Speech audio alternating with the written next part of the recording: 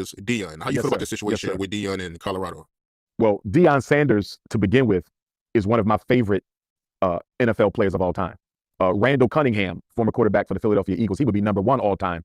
And Deion might be right behind him or not too far after that. I took issue with him leaving Jackson State because I saw the bigger picture.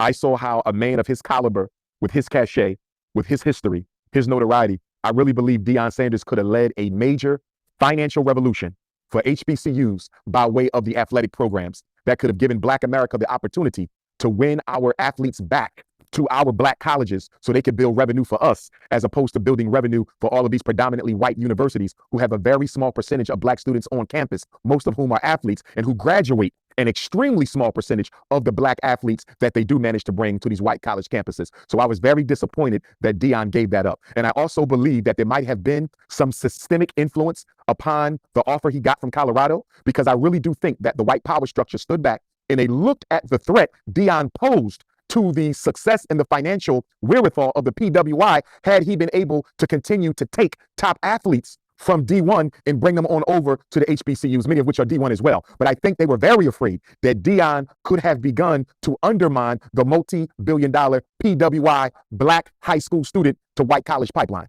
And I think that a decision was made that we need to offer Deion Sanders the opportunity to coach at a white school. Because if you look at it, they gave him one of the worst white schools in terms of their record. They had only won one game the previous year, and they sent him to a white college that has only 2% Black students and in a town that only has 1% Black people. So they literally sent him from a predominantly Black city, Jackson, Mississippi, predominantly Black HBCU, and sent him to the total opposite side of the spectrum. All white college in an all white town, Boulder, Colorado. I believe they were making a statement by doing that. And I believe that his decision to leave Jackson State undermined the rumor that white people often have about Blacks, and that is we all have a price. No matter how much they claim they are committed to the best interests of their own community, if you come up with the right price, I don't care who it is, you can pay them to work against the best interests of their community. So I was very crushed by that. Now, putting that on the back burner, I have to say this. He's still a Black man. And although I didn't agree with his decision, I'm still going to support him where he is. And I believe that Deion Sanders is being targeted. I believe his son is being targeted. And I was a little disappointed in the statement he made post-game after this most recent loss, when they asked him about the offensive line, and he said, we got to get a new line or something to that effect. He basically said, we're getting rid of the guys we have, and we're going to get some new folks. You can't say that when you got 4 games left on the season. Because if you're telling these guys who already are not playing well that you will not be here next year, what motivation do they have to protect your son? So I understand as a father, I have 2 daughters, I don't have sons, but I understand as a father how he could feel if his son is getting beat up on, because that young man, Shedeur Sanders, he's special. He's going to be the next Patrick Mahomes, if not better. He is going to make history in the NFL. So obviously there's a concern about his health and his longevity because he's not the bulkiest of quarterbacks. So I can understand as a father, he's hurting and he's concerned about his son, because the blocking in that last game, it was horrific, brother. You saw it. He could only hold the ball for 2 seconds. I was literally counting 2 seconds, and he had to get rid of the ball. There were plays where I saw defenders shoot straight through the line and nobody even touched them. Now, if you remember when they lost the previous game, I made a comment. I said, Deion and Shedeur, because I want them to be successful. I didn't agree with the move, but now you're there. I want you to win. They have to be careful not to be so focused on their celebrity that they're losing the rest of the team. Someone said, and I don't know if this is true, allegedly at halftime of the second to last game they played, someone tweeted out, posted something from Shedeur involving his watch or his endorsements, something non-football related was posted on one of Shedeur's pages, halftime of the game. Now you're up 29-0, 29-0. You have somebody post whatever they posted about something that had nothing to do with football when you should have been focused on the game. Am I to believe that there's no chance at all that the reason they lost that game is because some people stopped playing because they felt disrespected and insulted, that here we are as a team, you are our quarterback and our leader, and you have the audacity to check out of the game at halftime and worry about posting something on your social media? Did that have anything to do with them losing that game? We will never know. I believe it did.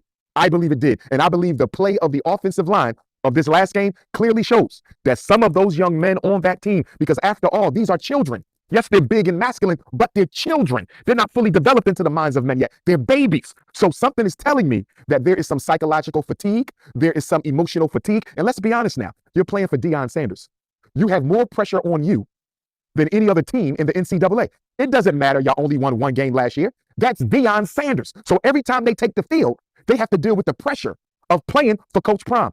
Nobody is going to tell me, being someone who studied the mind of children and adults my whole life, my doctorate is in clinical psychology. Nobody's going to tell me that that isn't beginning to wear at the morale of the team. I think Shedeur and Deion need to dial out of all of the endorsements and all of the hype and the hoopla, dial back into this team. I think they need to have a sit down. Listen, fellas, we apologize if y'all feel we was spending too much time on our own careers, our own endorsements, the expansion of our own brand. We are a team. We win and we lose together. Let's go hang out together. Let's go, have a meal together. Start doing some team building activities. Group psychology is a real thing. And one of the fundamentals of group psychology, once you lose one teammate, that sour energy, it is infectious. And so now other teammates are beginning to check out. And before you know it, you've lost the entire team. So I need Shedeur and Deion to tap back into a group psychology perspective and rally these boys around his team, get their emotional and psychological buy-in and finish the season in a strong way. If they do that, they will be fine. Okay. If they end the season 4-8, that's not going to look good at all. He's still going to rebound next year because he's Deion Sanders. But none of us know how long we're here. None of us know how long you're going to have your son. Nobody knows how long you're going to be in the college ranks. He might take an NFL job. I do see that in Deion's future at some point. You really have to savor the moment. Savor the moment. Get those boys tied back in. Tell Shedeur to calm it down. Let's focus on the team. We only got 4 weeks to go. Endorsements, commercials, hype and hoopla, self-promotion, that can wait for 4 weeks. Let's win these last 4 games and end the season. How you feel about